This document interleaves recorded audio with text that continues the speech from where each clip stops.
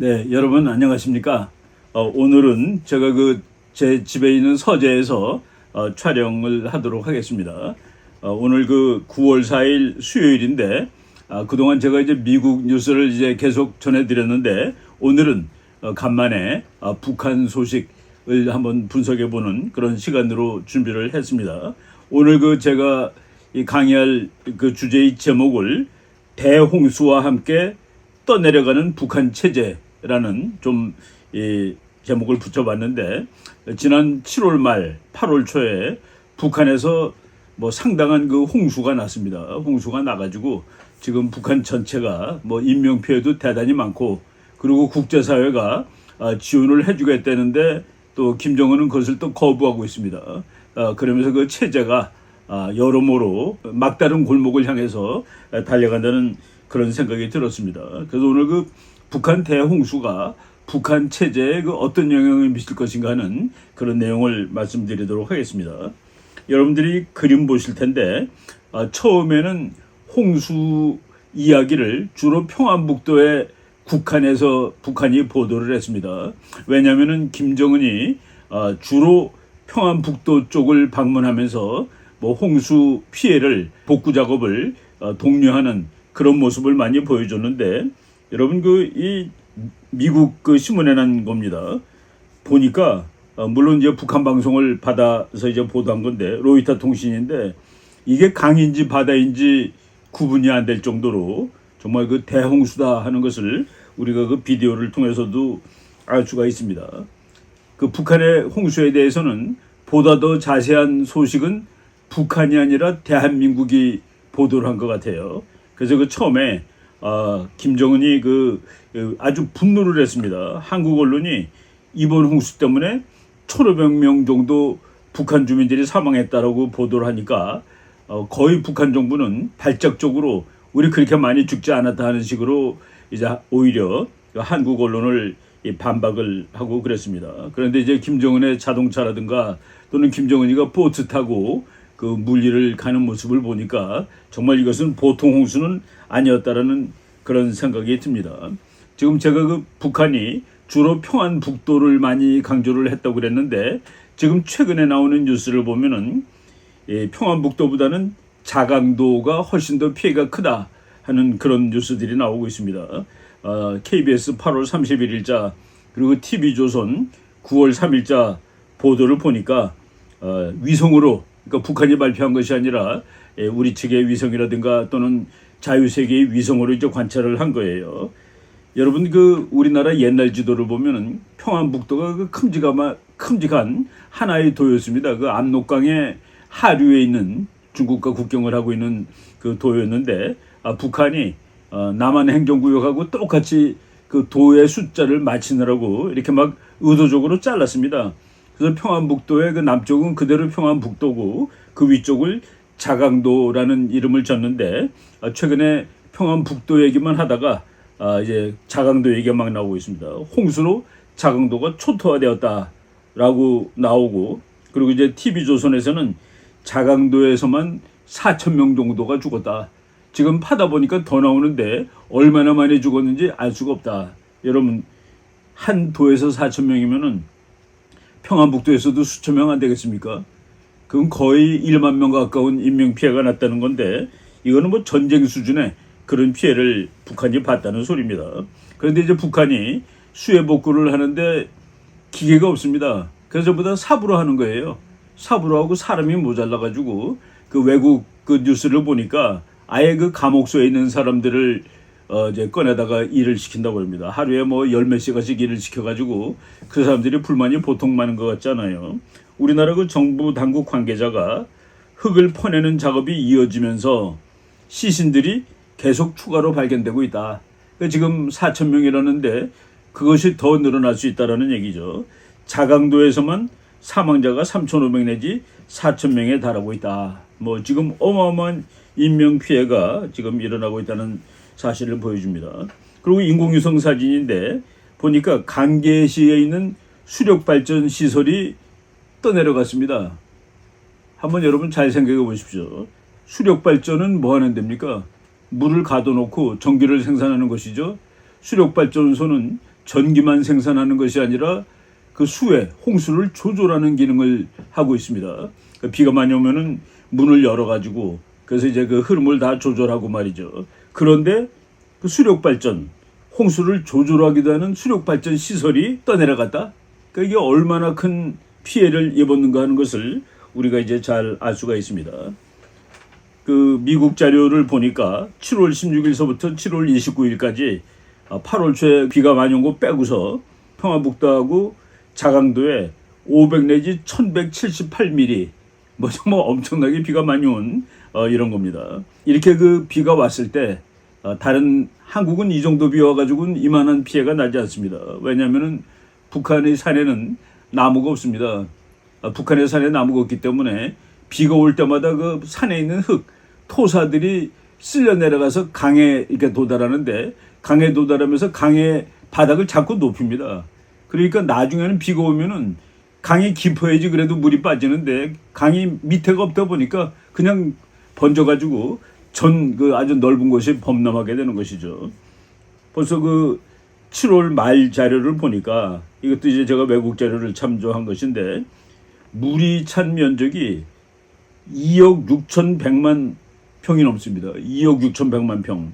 그리고 농지가 1억 607만 평 물에 잠겼다는데 그냥 대략 쉽게 얘기하면은 여의도 101개가 물에 잠겼다라고 생각하면 됩니다. 여러분 그 여의도가 그래도 서울에 있는 뭐 섬 아닌 섬인데 그래도 꽤 넓은 지역인데 이것이 100개가 다 초토화되었다라고 생각을 하면은 그 피해가 얼마나 많은지 상상이 갈 겁니다. 그런데 여기서 피해는 북한의 피해는 그냥 뭐 농토 피해를 북한이 피해로 생각하는지 모르겠습니다. 김정은이 뭐 농토나 피해를 보고 뭐 옥수수밭이 망가졌다는 것을 피해로 생각할 인물이 아니라는 생각이 드는데 제가 이제 북한 뭐 곳곳이 군사 시설이죠. 북한 미사일 테스트 사이트 해가지고 이것도 외국 자료를 보니까 저쪽 평안북도 자강도에 북한의 그 미사일 발사 시설이 있는데 이거가 다 물에 잠겼다라는 확신을 가지게 됐습니다. 여러분들 그 지금 제 지도를 보시면은 북한 미사일 사이트가 있고 제가 이제 둥그렇게 그 피해 지역을 표시했는데 그 피해 지역에 뭐 핵시설도 있고 그리고 미사일 발사 시설도 있고 이 군사 시설이 엄청나게 망가졌다라는 그 얘기입니다. 그리고 평안북도 자강도는 중국하고 붙어 있는 곳이죠. 중국하고 붙어 있다 보니까 여러 군사 시설을 거기다 많이 건설해 놨습니다. 그 이유는 만약의 경우 전쟁이 났을 때 미국이 폭격을 하는데 중국 본토에 가까이 있을수록 폭격하기가 힘들어지는 것이죠. 그래서 중국과의 국경 지역에 군사시설을 많이 만들어 놨고 그리고 또 최근에는 북한 사람들이 중국으로 많이 탈출하다 보니까 그 탈출 못하게 하는 그런 여러 가지 시설들, 감시 시설들이 다 평안북도 자강도에 있는데 그것들이 아마 다 물에 쓰러져 갔을 것이다 라는 그런 유추를 할 수 있는 그런 지도입니다. 여러분 지도 하나 또 보고 있습니다. 북한의 군사시설을 빨간색 점으로 찍은 그런 지도인데 강계 뭐 아주 그 아까 지금 강계 수력발전소 하나 유실됐다고 그랬죠. 강계도 유명한 북한의 그 국경도시입니다. 신의주 뭐 여러 가지 시설들이 있는데 이런 시설들이 집중호우로 물에 다 잠겼다라는 그런 그 상황을 그래서 제가 그 뭐 농지가 잠겼다라기보다도 군사시설이 엄청나게 피해를 입었고 그리고 북한이 주민들을 중국으로 탈출하지 못하게 하는 그런 그 방어시설, 철조망 시설들 뭐 그냥 철조망만 있겠습니까? 거기에 다 전기 통하게 해가지고 뭐 그리고 뭐 여러 가지 그 조명등도 있고 또 아주 이 방어 장치를 잘 해놨을 텐데 이것들이 이번에 다 대거 쓸려 내려갔다라는 그런 생각을 할 수가 있는 겁니다. 이것도 뭐 다 미국 자료들인데 평안북도, 자강도 거기에 뭐 8군단이라는 큰 부대가 있습니다. 그리고 영독동이라는 그 뉴클리어 테스트, 그 핵실험 시설도 있고 그리고 리서치 사이트, 그 핵연구 시설이 있는데 아마도 이 핵연구 시설조차 다 물에 잠겼음이 분명하다라는 생각을 할 수가 있는 정말 어마어마한 피해를 군사적으로 북한이 피해를 입었다라고 볼 수가 있습니다. 여러분 고무보트 타고 김정은이 이렇게 타고 가는 장면이 나오는데 아니 홍수 난 후에 이것을 이제 복구 사업을 독려하러 간 사람이 양복을 입고 갔어요. 양복. 이게 참 이게 보여주기인지 뭔지 알 수가 없습니다만은 하여간 이런 이 엉뚱한 어설픈 일들이 지금 북한에서 일어나고 있습니다. 북한이 그 소련제 헬리콥터들 많죠. 한 290대 된다고 그러는데 요번에는 특별히 김정은이 이렇게 비 오는데 홍수 지역을 방문한 이유는 지금 북한 정권이 김정은 정권이 몸이 달았구나. 북한 국민들의 그 불만이 지금 최고로 고조돼 있구나라는 생각을 하게 됩니다. 그래서 그 홍수에 물에 잠긴 사람들을 헬리콥터로 이제 구조하는 이거 헬리콥터 구조가 홍수 구조하는 데는 그냥 표준이죠.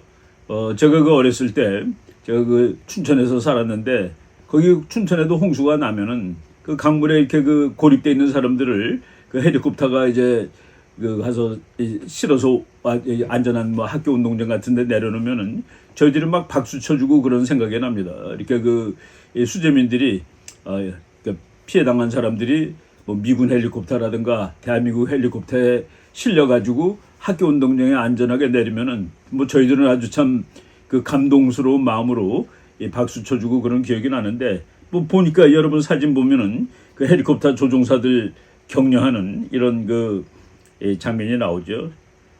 대한민국 언론이 헬리콥터가 떨어져가지고 물에서 구조된 사람이 헬리콥터가 추락하는 바람에 죽었다라고 보도를 했습니다. 여기에 지금 북한이 또 분노하고 있습니다. 북한은 이 헬리콥터로 주민을 구조한 것을 엄청나게 자랑했습니다. 그래서 김정은이는 주민 4,200여 명을 구조한 비행사들에게 반나절 남짓한 기간에 이렇게 많은 인민을 구출한 것은 믿기 어려운 기적이고 공중구조 전투의 산 모범이라고 치하하였다. 우리 이렇게 헬리콥터를 잘 사용해가지고 몇천 명을 한 사람 인명 피해도 없이 구조했다라고 이제 자랑을 했는데 대한민국 언론이 헬리콥터가 추락해가지고 많이 죽었다 그랬더니만은 북한에서 이제 반박을 했습니다. 헬리콥터 한 대가 불시착했을 뿐 구조는 정상적으로 이루어졌다. 그리고 김정은이가 인명피해가 한 건도 나지 않은 이 사실이야말로 기적으로밖에 표현할 수 없다고 하시면서 이렇게 은은 얘기를 했어요. 그런데 그 북한 헬리콥터들은 지금 한 290대 정도 된다는데 전부 30년이 다 넘은 것들입니다. 나는 그거 타러 가면 안 될 것 같아요. 기분에 물에 있더라도. 그리고 이것은 계속 정비를 해주고 부속품을 갈아줘야 되는 것이죠. 북한이 그게 안 됐다는 그런 얘기입니다. 지금 북한의 그 여객기 운용회사가 고려항공인데 고려항공의 비행기가 21대가 있는데 그 21대 중에서 80%가 나이가 40년이 넘습니다. 지금 우리가 북한의 공군이라는 그 공군이 있죠. 비행기 숫자는 대한민국보다도 적지가 않아요. 그런데 한번 그것도 제가 이 북한이 얼마나 지금 노후화되어 있냐 하는 것을 알아볼 겸 해가지고 데이터를 한번 찾아봤습니다. 북한에 지금 미그 17이라는 비행기가 100대가 넘는데 이것이 1950년에 만들어졌습니다. 그게 몇 살입니까? 74세죠. 미그 19라는 비행기가 이것도 한 100대 정도 되는데 얘는 69년이 됐습니다. 만든 지. 그리고 미그 21은 65년 됐고 미그 23이라는 비행기는 57년 됐고 지금 북한에서 최신형 미그 29라는 비행기가 18대 있는데 얘는 1982년부터 생산된 거니까 이것도 40년이 넘은 비행기다. 그래서 북한은 공군이 없고 지금 김정은이가 자기 국민들을 이렇게 나는 이렇게 헬리콥터까지 동원해서 인명 구조를 한다라는 걸 과시하기 위해서 했지만은 이건 성공하지 못했다는 얘기입니다. 우리나라 언론에서 이제 북한이 공격을 하니까 받아치는 거예요. 북한 헬기 추락은 사실이고 북한의 민항기도 시한폭탄이다 라는 식으로 우리나라 KBS 방송이 이제 다시 반박하는 보도를 하고 있는 것을 여러분들이 이제 화면으로 보십니다. 그리고 이거 가지고 남북한이 싸우고 있어요. 북한은 추락하지 않았다 그러는데 우리는 추락한 동영상을 지금 텔레비에다 보여줬습니다. 북한 헬리콥터가 추락하는 장면, 인명을 구조해 나오다가 인명을 오히려 죽이는 그런 장면들을 여러분들이 보고 있는데 이것이 이제 북한이 죽어가는 나라라는 소리입니다. 북한이. 그리고 레스큐라는 거가 구조 작업인데 그거는 진짜 그 끝내주는 비행기를 가지고 해야 되고 조종사도 끝내주는 사람이라 야 됩니다. 제가 그 미국에 그 유학할 때 제가 이제 두 번째 유학을 오하이오 대학 가서 전쟁사를 공부했는데 그 전쟁사 교수님 중에 한 분이 그 월남전 참전용사인데 그 사람이 그 레스큐 파일럿입니다. 미국 공군사관학교 출신인데 헬리콥터 타고 적진에 들어가서 추락된 조종사, 그 적의 미사일 맞고서 추락한 조종사를 구해오는, 이건 최고입니다, 최고. 그런데 인명피해 이런 작업을 할 때는 최고의 비행기 그리고 최고의 조종사를 써야 되는데 북한이 보여주기 식으로 하다가 오히려 망신을 당했다. 그리고 제가 이제 서두에 말씀드렸습니다마는 김정은이가 수해 더 심한 자강도 안 간 이유가 뭘까? 수해가 더 심한 곳이 자강도인데 평안북도만 갔습니다. 그 자강도는 북한 군수공업의 메카, 북한 군수공업이 거기 다 있다 하는 그 얘기입니다. 근데 가면은 그 시설이 어떻게 망가졌는지 이런 걸 다 노출하게 되는 것이죠. 그래서 시설 노출을 꺼린 듯이라고 우리나라 그 중앙일보가 보도를 하고 있습니다. 여러분들 그 지도를 보시면은 북한 그 군수공업 관련 시설들이 이 자강도에 무지하게 많이 있습니다. 그 자강도는 중국하고 붙어 있는 곳이에요.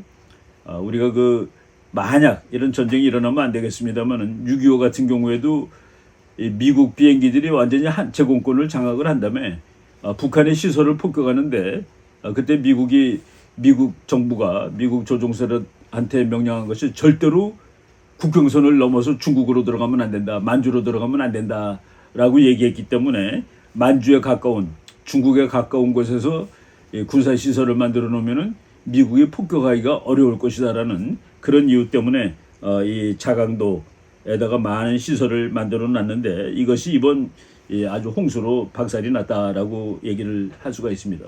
그러면은 이렇게 홍수가 난 이후에 북한이 구조를 하는데 그 에이시아 타임스라는 신문에 아주 재미있는 분석을 했습니다. 지금 북한은 얼마나 많은 사람이 죽었는지도 모른다. 그리고 홍수가 무서운 거는 사람이 직접 죽는 것도 그렇지만은 홍수 다음에는 반드시 질병이 따라오게 되어 있습니다. 이질이라든가 무슨 뭐 설사병이라든가. 그리고 지금 북한은 그 물속에 시체들이 막 있는데 그 썩어서 부패한 냄새가 막 나고 그런다고 그래요. 지금 파도 보니까 홍수 난 지 거의 한 달 돼 가는데 지금 4,000명이라는 숫자가 지금 나오고 있는 겁니다. 그런데 그 아시아 타임스라는 그 신문에서 브래들리 마틴이라는 그 기자가 재밌게 분석을 했습니다. 북한은 항상 이런 일이 있을 때마다 대중을 동원한다. 이게 독재국가 공산국가의 기본이죠. 대중을 동원하고 mobilize the masses, 대중 동원하는 이제 계기가 되는 겁니다. 그 다음에 복구 작업을 하는데 언제든지 똑같은 구식이라는 거예요. 언제든지 삽질한다는 겁니다. Rebuilt with the same old shoddy construction. 먼저 초가집 짓고 앉아 있는 거예요. 그걸 하고 그 다음에 세 번째는 find scapegoat to blame and punish. 희생양을 찾아서 벌을 줘야 됩니다. 누군가가 책임을 져야 돼요. 절대로 왕이나 대통령은 책임 안 졌습니다. 그러니까 이제 보통 그 중간 간부들, 뭐 군수들 이런 사람들 죽어나가는 것이죠. 그 다음에 그 체제 선전. 이게 홍수가 쉬지 않고 나는데 이때마다 하는 것이 대중동원하고 똑같은 그 낡은 방식으로 복구를 하고 그러니까 또 홍수 나면 다 쓸려가는 겁니다. 희생양을 찾아서 처벌하고 그 다음에 김씨체제를 선전하는 그 패턴이 지금도 그대로 나고 있다. 여러분들 그 북한에 홍수가 나는 가장 중요한 이유 그리고 홍수 피해가 가장 큰 이유는 김정은, 김정일, 김일성 때문에 그렇습니다. 여러분 북한의 주체농법이라는 게 있어요. 주체농법. 땅이 좁으니까 그럼 우리는 어떻게 하면 되느냐. 산에다 밭을 만들면 되지. 산에다 논을 만들면 되지. 그래서 산에다 논밭 만듭니다. 그거 말이 안 되는 소리인데 김일성이가 한 말이니까 누구도 말을 못해요. 그게 주체농법입니다. 그 산에다가 밭을 만들어 놓으니까 나무를 다 걷어내야 되고 그러니까 비가 오면은 다 쓸려 내려가고 쓸려 내려가니까 강바닥이 높아지고 강바닥이 높아지니까 홍수 조절은 더 안 되고 이것이 몇십 년 반복하는 겁니다. 여러분 지금 집들이 산 밑에 있는데 산엔 나무가 하나도 없어요. 하긴 우리나라도 제가 어렸을 때 벌써 한 50년 전쯤에 우리나라도 다 민둥산이었습니다. 산에 그냥 소나무 하나 있고 그때는 홍수나면 재간이 없는 거예요. 다 흙탕물되고. 근데 지금은 뭐 대한민국은 산에 나무가 대표적으로 많은 나라가 됐죠. 북한하고 남한의 차이가 여기서 갈라지는 겁니다. 그리고 이제 아까 그 신문에서 말했듯이 범죄자를 찾아야 되는 것이죠. 누구한테 벌을 줘야 되는 겁니다. 그래서 그 TV조선 9월 3일 밤 뉴스에 이렇게 나왔습니다. 용납할 수 없는 인명피해까지 발생시킨 대상들에 대해서는 엄격히 처벌할 것을 명령한다. 라고 김정은이가 이제 오더를 내렸는데 그래서 피해 못 막았다며 간부 수십 명을 이미 총살하였다. 홍수 못 막았다고 간부를 총살해요? 이거 자연재해인데 자연재해 원전은 김일성, 김정은 그리고 김정일 세습 정권이 져야 된다.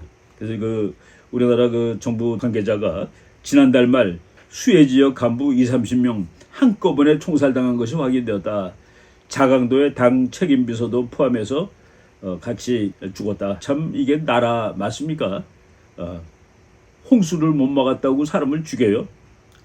그리고 자연재해인데, 그리고 진짜 그 구조적인 원인을 찾아보면은 그 김정은 체제의 잘못인데 수해 책임의 비리, 직무태만 혐의를 씌워서 총살을 하였다. 그리고 총살한 다음에 자기가 자랑하는 지금 그 사진입니다. 뭐 어린아이를 김정은이가 언제 어린아이 안고서 이쁘다고 등허리 두드려 줍니까? 그런 사진이에요. 그리고 비 오는데 간부들하고 걸어가는 이런 사진 가지고 체제 선전을 하는데 이제 그것도 거의 종말이 다가왔다라는 그런 생각이 듭니다. 김인태라는 국가안보전략연구소 수석연구원인데 탈북자 같아요. 대규모 자연재해가 나오면서 누적이 됐던 그런 경제적 취약점이 좀 더 이제 외부로 드러나는 상황이 되었다. 내부 영향을 가지고 복구를 하고 체제를 선전해야 되는 건데 상황은 점점 더 악화되고 있고 이제 그 마지막 종점에 봉착하고 있다라는 식으로 이제 얘기를 하고 있습니다. 그냥 사진들 보십시오. 단동에서 찍은 수해 현장 복구 사진인데 맨손으로 쑥대밭이 된 마을을 재건하고 있다. 뭐 지금 4,000명이 죽었다고 그러는데 뭐 얼마나 더 죽을지 뭐 알 수가 없습니다. 중장비는 아예 보이지도 않고 전부 다 손으로 일을 하고 있어요. 그래서 김정은 정권에 불만을 표출하는 사람들이 계속 늘어나고 있는 상황이다.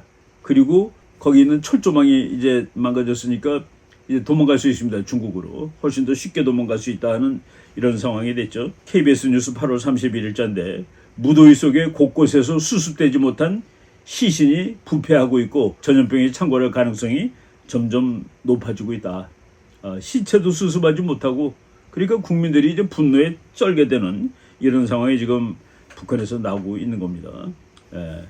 자꾸 그래서 지금 급하니까 자꾸 방문하는 것 같아요. 그 일부 구조된 사람을 평양에다 갖다 텐트 쳐놓고 뭐 텐트촌에다 이제 집어넣고 있는데 자기가 급하니까 수해 지역을 재차 방문하는 이런 그 모습을 보여주고 있습니다. 이거 그 데일리 NK라는 그 미국 그 북한 관련 그 매체에서 나왔는데 North Korean prison inmate, 그러니까 북한의 감옥소에 갇혀 있는 사람이죠. Forced into grueling flood recovery work. 정말 그 인간을 녹초로 만드는 그런 그 구조 작업에 감옥소에 있는 사람을 다 동원했어요. 하루에 12 내지 15시간 동안 노동을 한다고 그럽니다. 저보다 맨손으로 하는 거예요. 그래서 이제 담장 공사를 하는데 담장 공사를 하다가 전기 쇼크를 입어서 의식을 잃은 사람이 있다. 여러분 뭔지 아시죠? 철조망 공사를 하는 겁니다. 다시 도망 못 가게. 근데 거기 전기가 다 흐르는 건데 잘못 건드려가지고 전기 쇼크를 일으켜가지고 뭐 거의 그 의식을 잃은 사람도 있다. 그런데 북한이 지금 8월 28일 날 미사일 갈겼죠. 8월 27일은 뭐 했습니까? 러시아에서 말을 24마리 사왔습니다. 지금 정신이 있습니까? 수해 복구보다는 사치품 수입과 무기에 집중하는 모습을 보이는 북한이다 해가지고 참 어이없다는 듯이 그 외국 뉴스들이 나옵니다. 지금 수해로 감시 장비가 유실된 그러니까 보위성이 감시하는 거죠.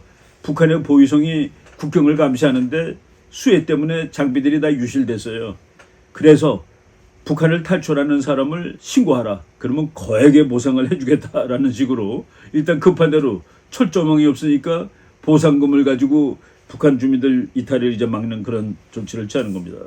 여러분 우리나라 옛날 원두막 같은 그림인데 북한 병사가 이제 높은 막루를 나무로 만들었어요. 얼기설기. 거기서 서가지고 이제 탈북하는 사람들 감시하는 이런 사진들 보면은 참 하긴 제가 그런 말 여러 번 했죠. 북한이란 나라는 데이터들이 대부분 거짓말이기 때문에 우리가 사진을 보고 공부해야 된다. 북한은 연구하기보다는 워치, 관찰하는 나라다 그러는데 여러분들이 지금 이 막루를 보고서 이 막루가 얼마나 허접하게 생겼습니까? 애들이 말이죠. 라디오. 그러니까 우리가 꼬마 때도 그 라디오 학교에서 만드는 법 배우고 그랬죠. 소형 라디오를 조립해서 방송을 들은 이 학교의 1학년 학생에게 징역 5년형이 선고되었다. 아이고, 예, 중학생한테 징역 5년형. 그리고 뭐 라디오 만드는 법을 가르쳐 준 사람은 뭐 몇 개월 이렇게 감옥에 가는 그런 벌을 준다고 합니다. 예, 이것도 그 KBS 뉴스에 나온 건데 국경에다 매설했던 쥐레가 상당수 유실되었다. 그러니까 사람들 못 도망가게. 중국하고 북한 사이에 있는 쥐레는 기능이 뭐겠습니까? 북한 사람 탈출 못하게 하는 거 기능 아니겠습니까? 근데 이제 그것이 물에 떠내려갔는데 이거를 어떻게 복구할지 참 걸림돌이다 하는 그런 얘기를 하고 있습니다. 지금 북한 체제가 총체적으로 망가지고 있습니다. 사회주의는 뭡니까? 정부가 국민들한테 먹을 거 주는 게 사회주의입니다. 다 뺏어가니까 다 너나 줘야지, 다 먹여 살려야지. 근데 그게 안 돼서 북한은 벌써 한 30년 이상 장마당이라는 곳에서, 그러니까 이거는 장마당이라는 것은 원시적인 자본주의입니다. 백화점 자본주의가 아니라 정말 시장마당에서 물물교환하는 그런 자본주의예요. 물론 지금 돈이 있지만은. 그런데 최근 탈북한 사람들 얘기 들어보면은 북한 주민의 절반 이상이 자본주의에 대해서 안 돼요. 다 그거로 먹고 살고. 그래서 김정은이 극대노하고 있다. 뭐 이런 얘기가 나오고, 북한 일반 주민의 경우 자본주의를 경험한 사람들이 절반 이상이라고. 지금 북한의 외교관 높은 사람이 얼마 전에 큐바에서 한국으로 이제 망명해 왔죠. 이런 사람이 지금 북한 실상을 가르쳐주고, 그 사람이 외국 가서 국적이 어디냐고 그랬을 때 노스코리아라고 말하는 게 너무 창피하고 그랬다라는 그런 얘기를 합니다. 최근에 우리나라는 뭐 그런 거가 없지만은 저희들도 몇십 년 전에 미국 가면은 어디서 왔냐 해서 코리아 그러면 노스냐 사우스냐 물어보고 그러던 시절이 있었습니다. 지금은 뭐 그런 건 없는데 이 외교관이 노스코리안이라는 걸 밝히기가 너무나 창피했다라는 얘기를 하고 있습니다. 지금 북한 주민들이 자본주의를 알아요. 그러니까 더 이렇게 조이는 겁니다. 공포 정치를 조이는데 이게 되겠냐는 그런 얘기죠. 되지 않는다고 봅니다.